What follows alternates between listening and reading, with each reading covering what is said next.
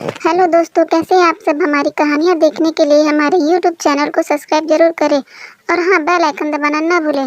तो चलिए शुरू करते हैं। होली पर विशेष बच्चों के लिए प्रहलाद और होलिका दहन की कहानी। होली एक लोकप्रिय हिंदू त्यौहार है जिसे बसंत ऋतु में रंग खेलकर मनाया जाता है। अन्य त्योहारों की तरह इसे भी बुराई पर अच्छाई की विजय का प्रतीक माना जाता है।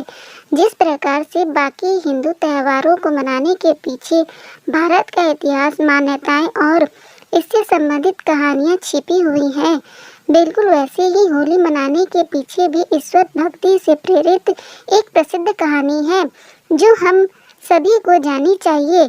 हमने इस कहानी को बच्चों के लिए विशेष इसलिए बताया है क्योंकि होलिका दहन की सुप्रसिद्ध कहानी प्रहलाद नामक एक बच्चे की है जो भगवान विष्णु का सच्चा भक्त था और उसकी सच्ची निष्ठा के कारण ही भगवान विष्णु ने नरसिंह अवतार लिया था। प्रहलाद और होलिका दहन की क्या कहानी है। बात उन दिनों की है जब धरती पर दैत्य हिरण्यकश्यप जिसे हिरण्यकश्यप भी कहा जाता है का अत्याचार बढ़ता जा रहा था। ऋषि मुनि, देवी देवता और सभी भक्त अपनी रक्षा के लिए ईश्वर से गुहार कर रहे थे। धरती पर पाप बढ़ रहा था और सकारात्मकता, ईश्वर भक्ति और सदाचार का नाश हो रहा था। वैसे तो हिरण्यकश्यप एक दैत्य था, पर इस दैत्य की पत्नी कयाधु ने गर्भावस्था के दौरान एक ऋषि के आश्रम में निवास किया था, जिसकी पवित्रता से कयाधु एक पुत्र का एक सदाचारी, सत्कर्म करने वाला और ईश्वर भक्त बालक के रूप में जन्मा और उस बालक का नाम रखा गया प्रहलाद। अच्छी संगति और ज्ञान के कारण प्रहलाद भी ईश्वर भक्ति से सदाचार की भावनाएं उत्पन्न हुई और उम्र के साथ भगवान विष्णु के प्रति उसकी भक्ति भी बढ़ने लगी। लेकिन ईश्वर के प्रति ऐसी निष्ठा व आस्था को देखकर प्रहलाद के पिता दैत्यराज हिरण्यकश्यप क्रोधित हो जाता था। उसने प्रहलाद को विष्णु भक्ति के मार्ग से हटाने के लिए अनेक प्रयास किए, पर वह हर बार विफल हुआ। कई प्रयासों में विफल होने के बाद हिरण्यकश्यप ने अपने ही पुत्र को मृत्यु दंड देने का निर्णय लिया।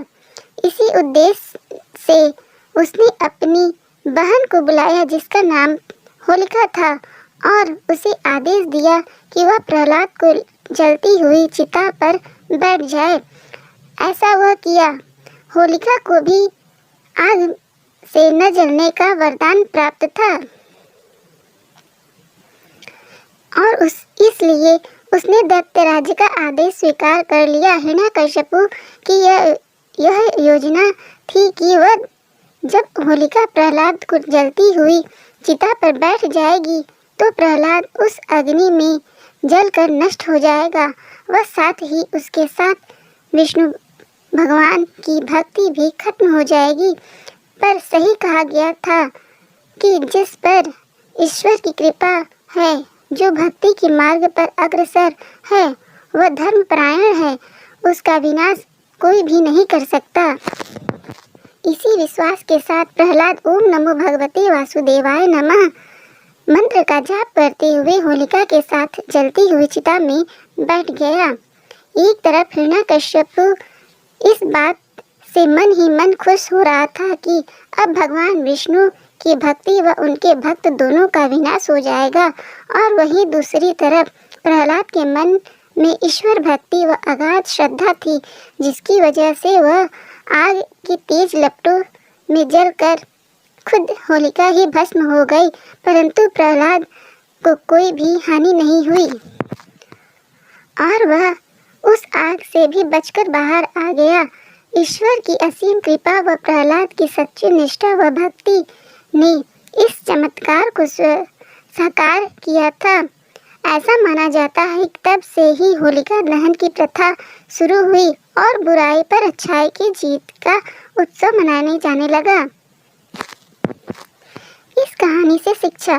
प्रहलाद की इस कहानी से यह शिक्षा मिलती है कि धर्म, ईश्वर भक्ति व सदाचार के आगे कोई भी बुराई ज़्यादा देर तक नहीं टिक पाती, इसलिए हमेशा सदाचार व सुबुद्धि का अनुसरण करना चाहिए और ईश्वर पर विश्वास रखना चाहिए।